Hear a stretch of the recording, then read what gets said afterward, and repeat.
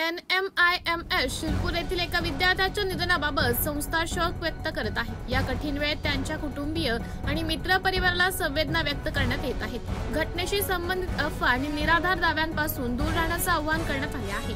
संस्थेने अंतर्गत चौकशी सुरू केली असून संबंधित यंत्रणांशी समन्वय साधला आहे।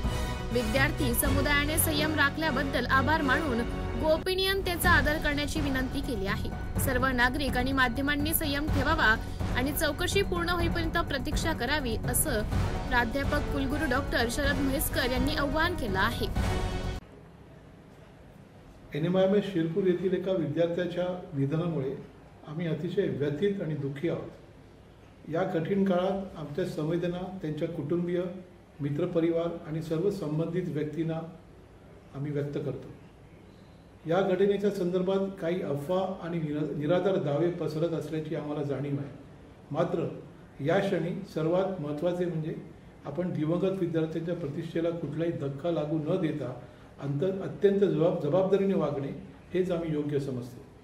आम्ही या प्रकरणी गांभीर्याने आणि तत्परतेने दखल घेतली आहे। NMIMS नेतृत्व त्वरित सक्रिय झाले आहे। या प्रकरणात सर्व तथ्यांची चौकशी करण्यासाठी अंतर्गत तपास सुरू आहे।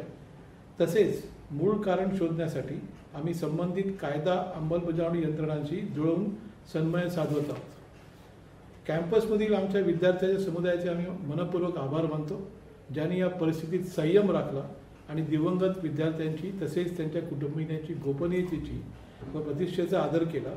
या कठीण काळात आपण सर्वांनी त्या कुटुंबाला संपूर्ण सहकार्य करावे अशी आमची अपेक्षा आहे।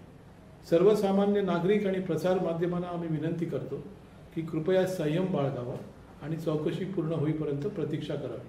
शेवटी आम्ही सर्वांना नम्र विनंती करतो की कृपया कोणतीही अपूर्ण किंवा अप्रमाणित माहिती पसरवू नये, जेणेकरून या दुःखद घटनेमुळे प्रभावित झालेल्या व्यक्तींवर अधिक ताण येणार नाही।